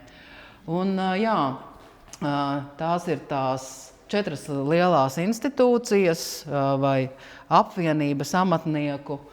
Andreja Paulāna Tautas lietišķās mākslas studija, kura tātad pašos pirmsākumos Pujāts bija iecerējis, ka tas ir viena organizācija, Latgales keramikas apvienība, galvenokārt darbojas pie tātad jau no pirmsākumiem pie Latgales kultūrvēstures muzeja, kaut gan vēstures gaitā maina saimniekus, bet saimnieki tiek mainīti galvenokārt ierēģņu diktāta dēļ, nevis kaut kāda cita iemesla dēļ.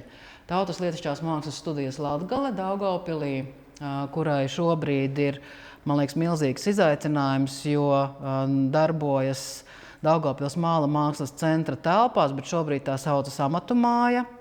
Vadītāja Lilija Zēļa šobrīd īsti nezina, kas notiks un kādā veidā darbība virzīsies tālāk, vai viņam tiešām būs jāpieņem arī citas amata prasmes šajās telpās. Un jā, mēs vairāk viņus arī katrā ziņā šajā reģionā un Potnieku dienu kontekstā vairāk asociējam tomēr ar tādu modernās keramikas virzienu. Gan izpildījumā, gan gala rezultātā, gan arī pat tādā mazā video gabaliņā, kur jūs redzat, kur ir Potnieku dienu reklāmu, kur Nelija Dzalba virpo, ja, tad viņa nevirpo kā Latgales podnieks, jo viņa lieto dibentiņam speciālo instrumentu, ar ko izkasa mālus ārā. Ja, Latgales podniecībā tradicionāli tāda veida priekšmets netiek lietots un tā nevirpo. Tas ir tā kā Eiropas un Āzijas prakse.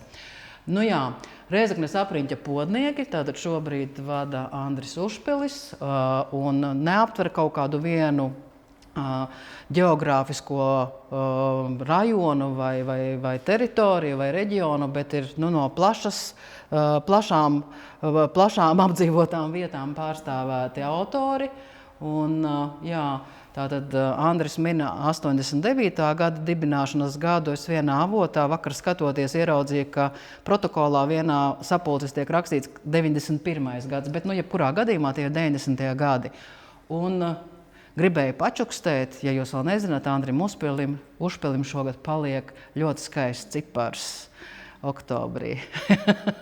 Ļoti skaists cipars, apaļa skaista dzimšanas diena vadītājiem, kurš šodien cītīgi strādā, jo pie mājas gailumos tiek kurināti 2 cepļi, reducētais un glazētais, un Andris ir galvenais nopietnais darbu darītājs, kas koordinē, koriģē, sarakstās. Kas? Jā, viņš koriģē un vada, jā, bet principā kādam ir arī tie teikumi jāsaka skaļi. Nu jā, un tad tātad tradicionālo zinību turētāju biedrība Pūtnieku skola, ko 90. gadā dibināja Evalds un noteiktā brīdī pārreģistrēja kā biedrību, jo saskatīja tajā tā kā stratēģisko nepieciešamību. Tā ir pārgājusi šobrīd pie manis. Un, jā, mēs tā kā vienmēr darbībā orientējamies uz jauniem cilvēkiem, tāpēc arī strādāju Kaunas skolā un cenšos arī jauniem cilvēkiem arī gan rādīt, gan stāstīt par mālu.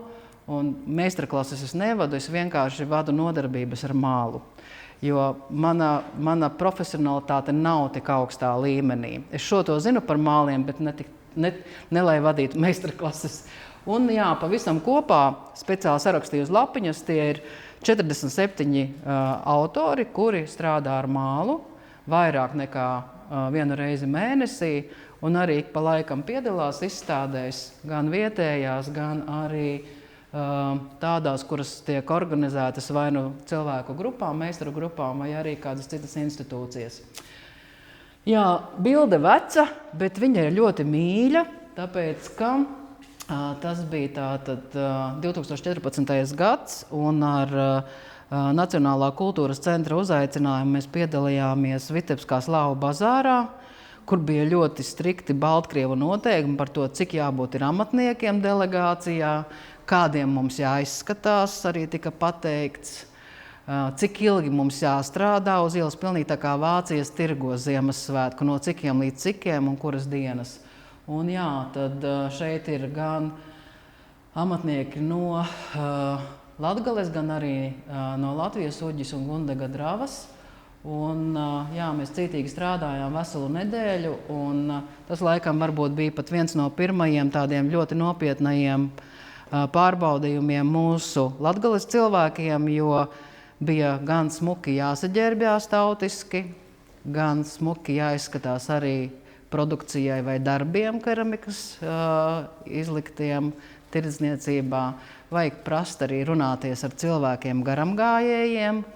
Šajā gadījumā vajadzēja jau runāt tikai krievu valodā, jā, bet mūsdienās ļoti labi, ja jūs protat gan latviski, gan latgaliski, gan krieviski un vēlams arī kādā svešā mēlē angļu. Un jā, tā kā principā tas noslogojums meistariem ir diezgan liels, ja viņš grib iziet ārpus savas dzīves un darba vietas un organizē to savu darbošanos amatniecības jomā, kas tendēta ar piedalīšanos dažādos pasākumos ārpus dzīves vietas, ārpus dzīves un darba vietas. Un tas arī viss.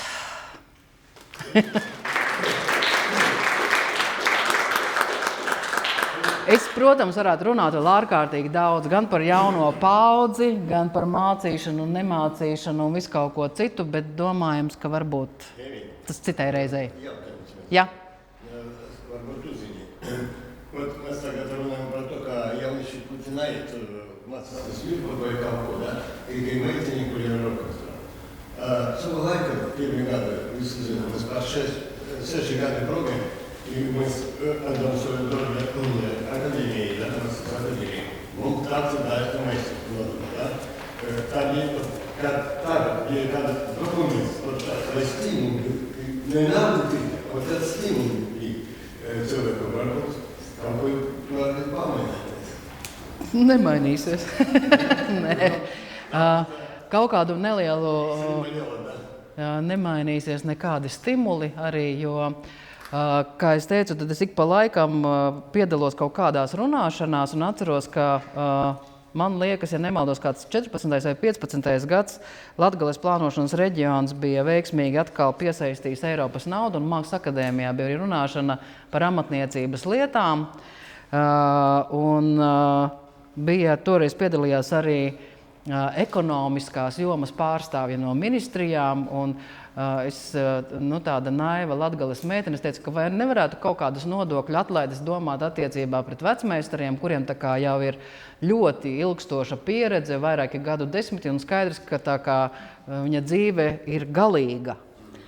Un attiecīgā institūcijas pārstāve dāma piecēlās un diezgan skarbi teica, ko jūs iedomājaties, mūsu valstī visiem ir nodokļi jāmaksā, jo es kaut ko minēju, ka varbūt vismaz veselības pārbaudes vai kaut ko tādu varētu, es tur minēju vienkārši tādu iespējamo variantu, jā, un tad ļoti skarbi tas tika pateikts, ka nekādā gadījumā, un ko jūs te iedomājaties, jā, un es biju pieminējis Antonu Ušpilu, un viņš nākamā gadā nomira. Tā kā man liekas, ka tās ir skaistas sarunas bez reālā seguma šobrīd, jo neviens nevēlas īsti uzņemties atbildību par saviem vārdiem, jo saprot arī, ka kaut kāda veida piedāvājumu viņam nav tiesiskā un juridiskā pamata, lai viņš realizētu pilnībā no sākuma līdz galam, vienalga par ko, vai par kaut kādu goda nosaukuma realizāciju, vai par kaut kādām īpašu statusu, ja, vai materiālu gandarījumu vai morālu, jo, jā, principā tā ir. Man ir 2 komentāri šajā sakarā. Es domāju, varbūt, ka tiešām ir jāpalināja sportieki visu laiku un pacītīgi. Cikam tu pilinosi, tas mazīs pīlīns, kurš kurā brīdī tu bedrī taisīs, ja? Bet, ja nabīs pilinotoju, to arī nabīs, ja? Tas gaisā napaliks. Un otrīs, jau aizgoja tēma par traukiem kafejniecos ir tā toļok. 90. gadu vids sokums pats saimis meklēja pūrnīkus, lai pasūtētu pie jo servīzi, lai sātā būtu. Pēc tam tas kaut kā noklasa, pazuda, tagad mēs franču stiklis tī pazarodājās, tī visi tū pormaņie. Kas man īpriecino, viena mana kolēģis ir klausījis, es laikam gribētu sātā savu servīzi no mola. I te bija viena baļsteņa. Varbūt vēl kaut kur bijis tāda baļsteņa, varbūt vēl kaut kur. Varbūt kaut kas tomēr tamā riņģā soks grieztīs vēl. Kaut kā tad tam visam... Jā, šajā ziņā es atcerējos vēl vienu piebildi.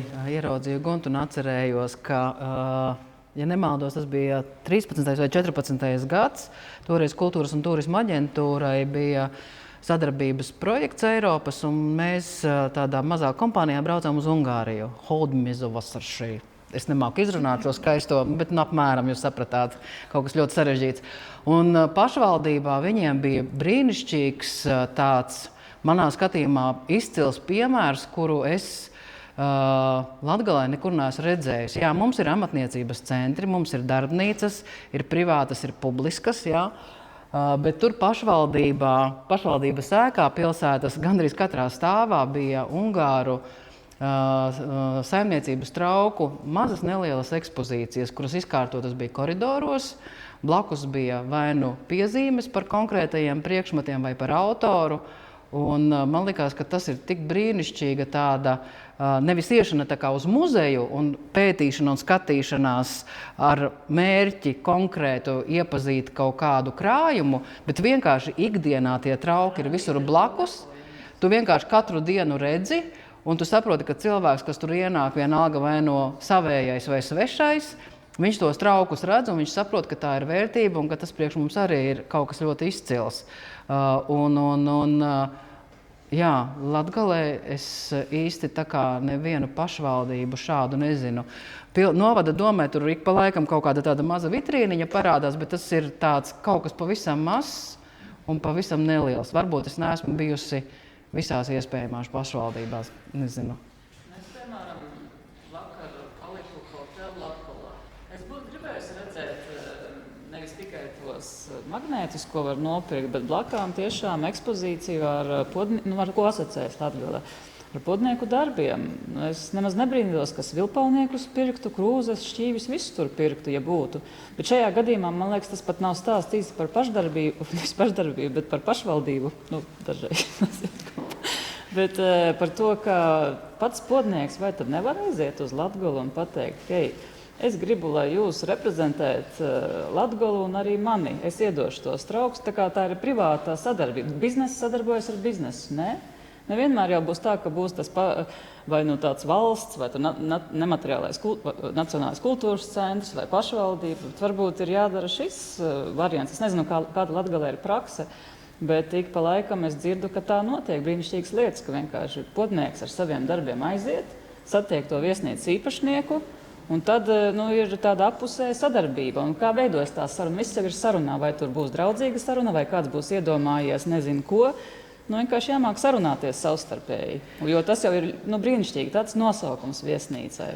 Centrs, epicentrs, un tur tik daudz cilvēku no dažādām zemēm brauc, un es noteikti tad tur kaut ko nopirktu saviem bērniem, vai kaut kādā jubilē kādam, vai dzimšandienu vārdienu, taču uzreiz ienāk, jā, es to varu aizvest. Taču tā notiek arī tā lietu aprite un vērtības aprite, manuprāt. Jā, tātad šajā centra viesnīcā, nezinu, pirms cik gadiem, bet bija tāds neliels mazs suvenīru veikaliņš, viņš ātri izputēja, jo tātad par telpu īri vai vietas īri jāmaksā nauda. Un tad, kad tā kā nespēja, es vienkārši pašu idejas autori personīgi pazīstu, tad, kad tā kā nespēja savest šo naudas lietas kārtībā un saprota, ka tas ir īstenībā lielos mīnusos aiziet, tad vienkārši mazā tā telpiņa likvidējās, par viesnīcu runājot. Un šāda veida kārtība, kā Inese Sirica saka, bija prakse tāda Staņislavam Viļamam. Es viņam tieši jautāju, vai viņš ir piedāvājis, piemēram, savus traukus Rēzeknē kādai ēdināšanas iestādē, vēl jau vairāk ar visiem zīmogiem. Jā, viņam ir bijusi tāda pieredze, ka viņš ir aizgājis ar traukiem. Un, viņš nevēlējās iznomāt, viņš vēlējās pārdot, bet, protams, par adekvātām samaksām. Un tā tad iestādījuma vadītāja bija pateikusi, ka mēs nevaram tādu neko atļauties. Kaut gan ēdienas tajā iestādē maksāja kosmiskas summas. Tajā laikā, tas bija kādu laiku atpakaļ, bet tika atteikts, jo nesaredz iespēju kaut ko tādu izmantot savā ēdināšanas iestādē. Tā kā biznesu neatbalstīja. Pilnot. Ja Latvijas būtīgi sataisītu, ka vienasim paņikam katram nokušajam deputātam. Ar nosaukumu Napult Pēļēļi. Napult Pēļēļi! I Prāvizmīts Pilīts, kas ir īpilnās 100 deputātus. Jā. Iedāja katru reizi. Tas ir drusku pūrnīkiem 100 Pēļēļi. Ja par visiem 100 Pēļēļi, tas nav nekas. Nav jau labi Pēļēļi, nav bija daudz kas. Šī ir ļoti brīnišķīga biznesa ideja svilpaunieku izgatavotājiem Napult Pēļētis. Panīru līnija. Super. Savā reģionā ir Instagramā kaut kāda īpilštamā pilšamajā un pasaka deputātim novieliem. Tas tāds ideiski būtu. Flashmobs ļoti labs, jā. Jā, brīnišķīga ideja. Napult Pēļētis. Jā. Brīnišķīga ideja. Paldies. Man ir arī prieks, ka Jāņa Pujāta meita pie mums ir ciemos Zane jau otro gadu? 3. reizi, bet 2. gadu. Ļoti patīkami. Un cerams, ka visas mūsu tādas brainstorma idejas, kas kaut kur izskanēja vairāk vai mazāk, viņas varbūt tiešām nepūt pīlītes. Mēs nepūtām pīlītes, mēs runājam par lietu, bet par to var runāt ārkārtīgi daudz. Un cerams, ka šī nav vienīgā un pēdējā reize. Jo vairāk būtu īstenībā mums runāšanas jau būtu labāks, tas rezultāts droši vien, jo pilināt vajag regulāri. Un visos līmeņos, jā, pilnīgi pareizi, visos līmeņos un visur.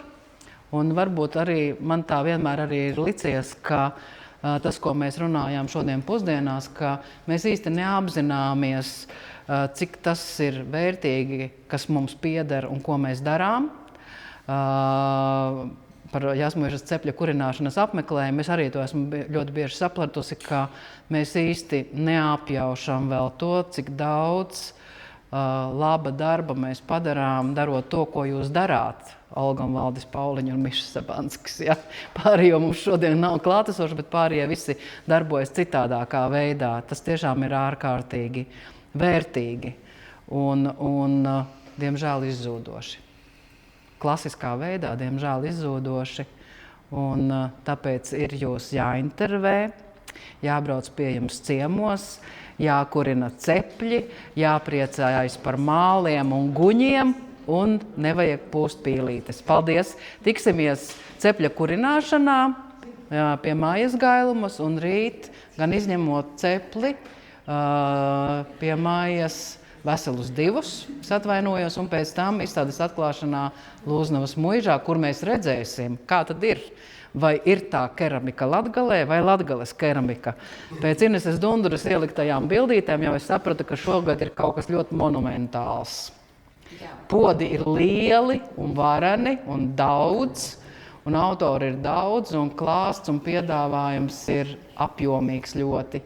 Un izstāde podu ir papildināta vēl ar fotogrāfiju izstādēm, jo pirms tam bija Igora Pliča tāds inicēts konkurss fotogrāfu darbu, un mēs šeit viņu arī mazliet žūrējām, un tad mēs to gala rezultātu varēsim ieraudzīt Lūznavas muižā pie sienām eksponētu, kā tad izskatās.